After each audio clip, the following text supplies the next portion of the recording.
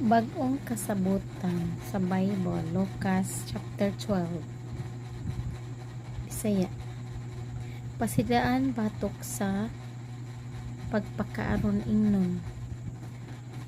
Usa kay gayon ni ana. Linibo ka mga tawo ang nagpunsisok kaniya. Tungod ni ini tinumbanay na sila. Mingon si Jesus pag-una sa iyang mga tinunan.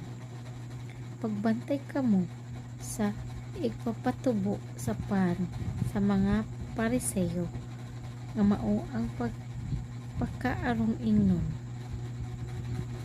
Bisan unsay tabunan madayag ug tanang tinaguan maputiyag. Busa bisan unsay inyong gisulti didto sa ngit